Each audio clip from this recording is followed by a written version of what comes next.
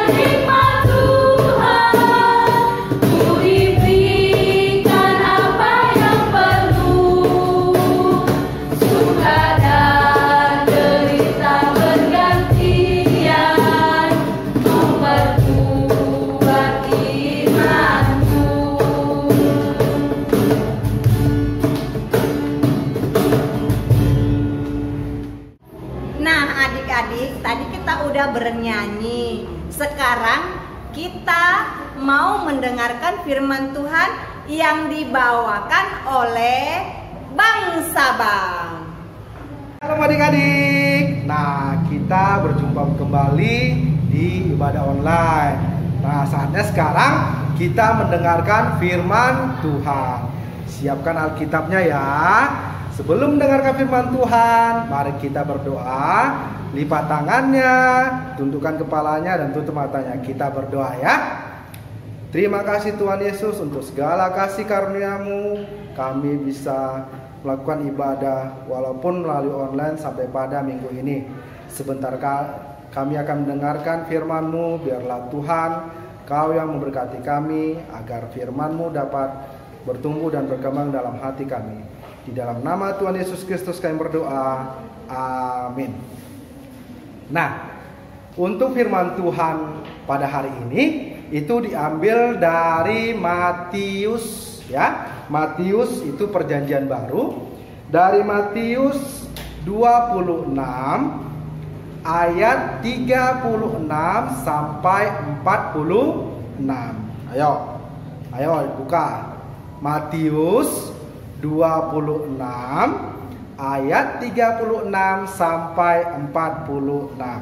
Semua sudah dapat? Ayo kita sama-sama membacanya ya. Di Taman Getsemani.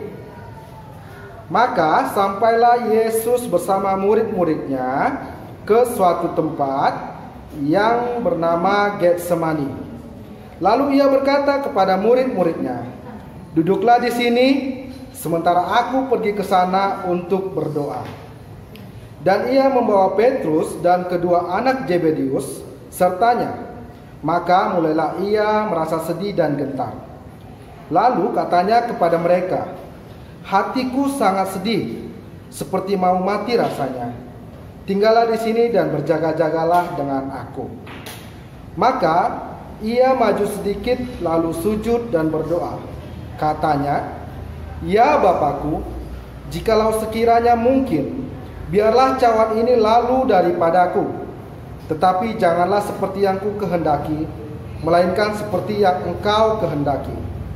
Setelah itu ia kembali kepada murid-muridnya itu dan mendapati mereka sedang tidur, dan ia berkata kepada Petrus, "Tidakkah kamu sanggup berjaga-jaga 1 jam dengan aku?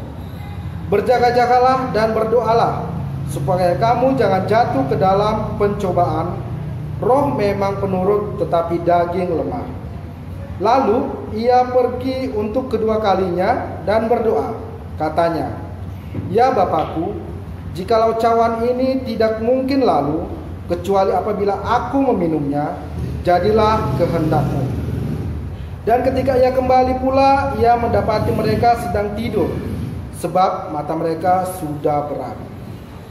Ia membiarkan mereka di situ, lalu pergi dan berdoa untuk ketiga kalinya, dan mengucapkan doa yang itu juga. Sesudah itu, ia datang kepada murid-muridnya dan berkata kepada mereka, "Tidurlah sekarang dan istirahatlah.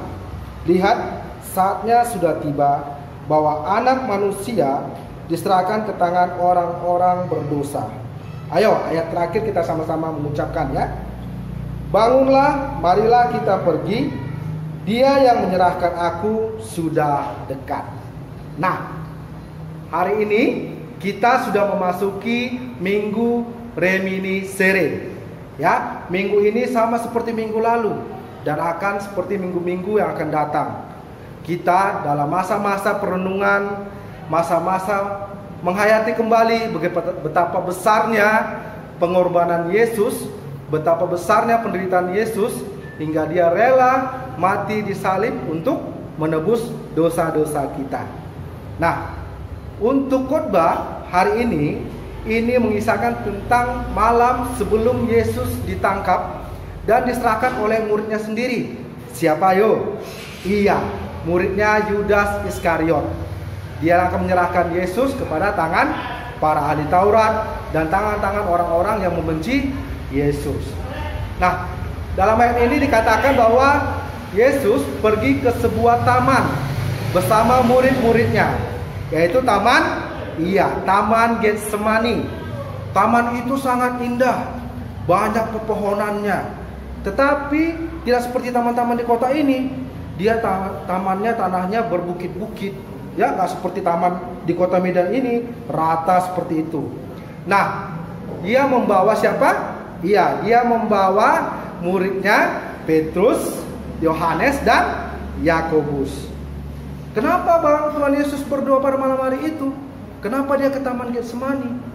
Iya, ketika itu Tuhan merasa sangat sedih dan dia merasakan pergumulan yang begitu hebat. Kenapa? Karena ternyata sudah saatnya atau tiba saatnya hal yang dibuatkan, yaitu Yesus akan disalibkan dan dikorbankan untuk menebus dosa-dosa kita. Ketika itu Yesus meminta ketiga muridnya itu untuk berjaga-jaga di dekat dia. Lalu dia pergi berdoa. Di dalam doanya dia menyerahkan segala sesuatunya dengan sungguh-sungguh agar kehendak Allah Bapa yang terjadi. Setelah dia selesai berdoa, dia mendapati murid-muridnya sedang tertidur dengan lelap. Ia berkata kepada Petrus, apa yang bilang Yesus? "Apakah kau tidak bisa berjaga-jaga 1 jam saja dengan aku?" berjaga-jagalah dan berdoalah agar tidak jatuh ke dalam pencobaan. Setelah itu Yesus pergi lagi berdoa untuk kedua kalinya, dan dia mengucapkan doa yang sama untuk menyerahkan segala sesuatunya sesuai dengan kehendak Allah Bapa di surga. Lalu dia kembali lagi menjumpai murid-muridnya, dan lagi-lagi Yesus menemui murid-muridnya sedang tertidur dengan lelapnya karena mereka sudah sangat mengantuk. Lalu Yesus meninggalkan mereka dan pergi lagi berdoa untuk ketiga kalinya dengan doa yang sama. Setelah itu dia kembali kepada muridnya dan berkata apa? Istirahatlah, sebab waktunya sudah tiba. Anak manusia akan diserahkan kepada tangan orang berdosa. Nah, melalui firman ini ada 3 hal yang Tuhan Yesus inginkan dari kita agar kita lakukan dalam kehidupan kita sehari-hari. Apa itu? Yang pertama, Tuhan Yesus meminta kita untuk berjaga-jaga. Tapi Bang, kami kan masih kecil, masih anak-anak. Gimana kami berjaga-jaga? Apa kami harus memegang pukul-pukul? Atau memegang pentungan? Atau memegang perisai? Tidak ya. Banyak hal yang bisa kita lakukan untuk berjaga-jaga dalam kehidupan kita sehari-hari, terkhusus untuk adik-adik kami sekolah minggu. Contohnya apa Bang? Contohnya ketika belum masa pandemi, kita masih ke sekolah dengan normal, masih pergi ke sekolah setiap pagi. Siapa di sini yang setiap ada tugas dari gurunya selalu mengerjakannya dengan cepat? Sepulang sekolah, habis makan siang, habis tidur, lalu dikerjakan tugasnya. Setelah itu, semua mata pelajaran untuk besok harinya sudah dipersiapkan dengan baik di tasnya. Lalu malamnya tidur dengan cepat agar besoknya bisa bangun cepat dan bangun dengan segar untuk memulai aktivitas kembali. Atau siapa di sini yang walaupun saat ini masa pandemi dan sebelum masa pandemi, ketika ujian selalu mempersiapkan dirinya dengan baik, membahas soal-soal dengan bagus, membahas kembali semua pelajaran, mempersiapkan dirinya untuk menghadapi ujian agar nanti ujiannya bisa diisi dengan baik dan mendapatkan nilai yang bagus. Ayo siapa? Nah, Abang yakin semua anak-anak sekolah minggu HKBP Parsauran Tegalsari selalu melakukan hal seperti itu ya. Walaupun masa pandemi, tetap belajar dengan tekun, tetap mempersiapkan dirinya dengan baik untuk menghadapi ujian di sekolah ataupun dalam mempelajari pelajaran-pelajaran di sekolah. Apalagi contohnya Bang? Iya, contoh lainnya apa berjaga-jaga? Siapa di sini untuk setiap minggunya dia tahu akan ada ibadah online? Hari ini dia sudah mempersiapkan bajunya untuk besok hari. Hari ini dia sudah mempersiapkan Alkitabnya. Dia katakan kepada mama bapaknya, dia katakan kepada opungnya atau siapapun yang mempunyai handphone di rumah, dia katakan, "Mak, Pak, besok kami mau ibadah. Handphonenya dicas ya, pakainya jangan dihabiskan agar nanti kami bisa ibadah." Siapa ayo? Atau kebalikannya, sudah tahu besok hari Minggu, sudah tahu besok akan ibadah, dia berpikir, besok kan hari Minggu, sekarang kan hari Sabtu, enak nih, bisa tidur lama, bisa main game online, push rank, atau bisa bikin video tok-tok yang baru, yang lucu. Ayo siapa? Ayo, Abang yakin semua anak-anak sekolah minggu itu selalu mempersiapkan dirinya untuk menghadapi ataupun untuk beribadah di esok harinya. Yakin ya? Ya, Abang yakin dan percaya bahwa itu akan dilakukan semua anak-anak sekolah minggu HKBP Parsauran. Lalu apalagi yang diinginkan Tuhan Yesus agar kita lakukan? Hal yang kedua yaitu berdoa. Apa itu berdoa Bang? Berdoa adalah alat kita berkomunikasi dengan Tuhan. Kalau kita sama orang tua, sama teman berkomunikasi dengan handphone, tetapi dengan Tuhan kita berkomunikasi melalui doa. Nah, tadi kita sudah berjaga-jaga, sudah mempersiapkan diri kita. Cukup? Iya, tidak cukup. Kita harus senantiasa berdoa juga. Ingat, ada satu kata yaitu orae labora. Berdoa sambil bekerja. Doakan yang kau kerjakan dan kerjakan yang kau doakan. Ya, berdoa yang bagaimana, Bang? Ya, kita bisa berdoa itu dengan jujur, dengan sungguh-sungguh kepada Tuhan. Jangan harus diingatkan baru berdoa. Setiap pagi begitu bangun berdoa, sebelum pergi sekolah berdoa, melakukan aktivitas apapun harus tetap berdoa agar tetap dilindungi oleh Tuhan. Jangan harus diingatkan aja. Udah berdoanya jarang-jarang, itu pun harus diingatkan. Ucok, kau ini mau makan harus berdoa dulu. Jangan harus seperti itu ya. Harus tahu untuk berdoa tanpa harus diingatkan. Apalagi ya, terkhusus di saat pandemi ini, mari kita sama-sama berdoa agar virus corona yang sedang melanda di seluruh dunia ini bisa hilang. Jadi kita bisa berkumpul lagi sama teman-teman di sekolah, bisa berkumpul lagi sama teman-teman di gereja, bisa jumpa sama Amang Pendeta, bisa jumpa sama Inang Bibel Pro, bisa jumpa sama kakak-kakak dan abang guru sekolah minggunya ya. Harus kita doakan, karena apa? Ketika kita sama-sama meminta dalam doa yang sama dengan sungguh-sungguh, maka Tuhan akan mengabulkannya ya. Abang yakin nih semua anak-anak sekolah minggu HKBP Pasaran ini adalah anak-anak yang suka berdoa. Lalu apalagi yang Tuhan inginkan? Tuhan inginkan kepada kita hal ketiga, yaitu serahkanlah segala sesuatunya sesuai dengan kehendak Allah Bapa di surga. Ya, jangan kita maunya kehendak kita aja. Jangan maunya hari ini aku penginginanku tidak dikabulkan. Malaslah aku meminta apa-apa kepada Tuhan. Hari ini aku tidak dikabulkan doa-doaku. Malaslah aku beribadah lagi. Jangan ya. Kita harus senantiasa tulus, ikhlas menyerahkan semuanya sesuai dengan kehendak Tuhan. Seperti Tuhan Yesus tadi berdoa, Dia menyerahkan segala sesuatunya sesuai dengan kehendak Allah Bapa di surga. Biarlah kehendakmu yang terjadi, bukan kehendakku. Itu yang difirmankan ataupun itu yang didoakan Tuhan Yesus. Nah, kita juga harus seperti itu ya. Jangan kita karena doa kita tidak dituruti, karena doa kita tidak dikabulkan Tuhan, kita langsung malas, kita langsung katakan, udahlah, toh aku nggak pernah doa aku diinginkan, tidak pernah dikabulkan Tuhan, toh doa aku selalu dicueki Tuhan, aku malaslah ibadah, aku malaslah ke gereja, aku malaslah berdoa. Jangan ya.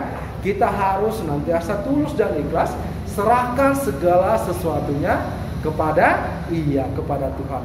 Biarlah Tuhan, kehendak-Mu yang terjadi dalam hidupku, bukan kehendak-Ku. Nah, ingat ya, ada 3 hal tadi ya. Pertama, berjaga-jagalah. Yang kedua, berdoalah. Yang ketiga, apa? Biarlah kehendak Tuhan yang terjadi, bukan kehendak kita. Oke? Baik. Amin. Kita berdoa.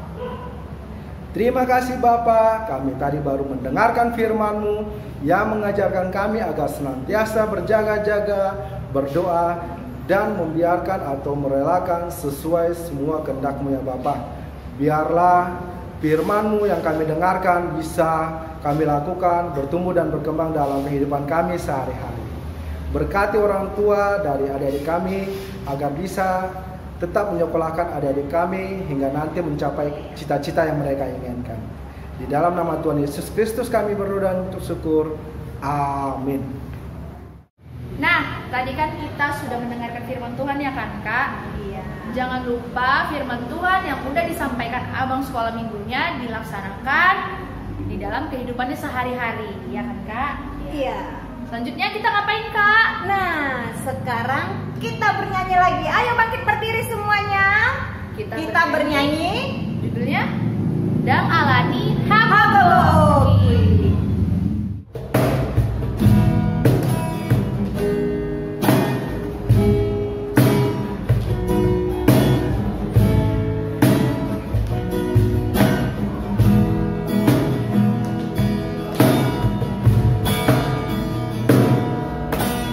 Dang Alani Hagogo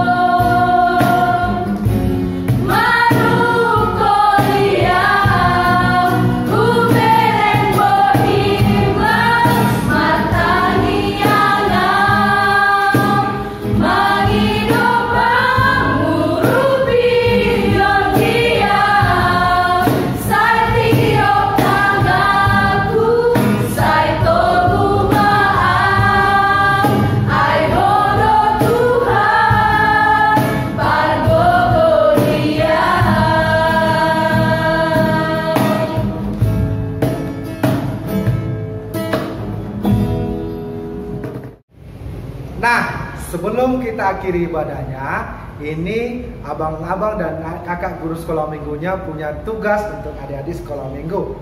Coba buat sebuah gambar, bayangkan gambar itu adalah dirimu sedang berdoa. Ya, buat yang bagus.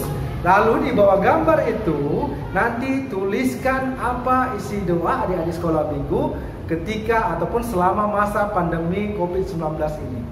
Ya, sekali lagi ya, buat sebuah gambar, bayangkan gambar itu adalah dirimu sedang berdoa. Lalu di bawah gambarnya tuliskan itu apa isi doa adik-adik sekolah minggu di saat pandemi COVID-19 ini. Nanti gambarnya, hasil gambarnya difoto dan dikirimkan melalui WA grup anak sekolah minggu HKBP Parsauran Tegalsari. Ditunggu ya, gambar yang terbaik akan mendapatkan hadiah dari abang-abang dan kakak-kakak guru sekolah minggunya. Ayo, silakan buat kreasi masing-masing ya. Ditunggu semua gambarnya. Nah, kita akan menutup ibadah kita. Mari kita sama-sama berdoa, doa yang diajarkan Tuhan Yesus kepada kita. Mari kita berdoa. Bapa kami yang di surga, dikuduskanlah nama-Mu, datanglah kerajaan-Mu, jadilah kehendak-Mu di bumi seperti di surga. Berikanlah kami pada hari ini makanan kami yang secukupnya, dan ampunilah kami akan kesalahan kami, seperti kami juga mengampuni orang yang bersalah kepada kami. Dan jangan membawa kami ke dalam pencobaan, tetapi lepaskanlah kami dari yang jahat. Karena Engkau yang punya kerajaan dan kuasa dan kemuliaan sampai selama-lamanya. Amin. Sampai jumpa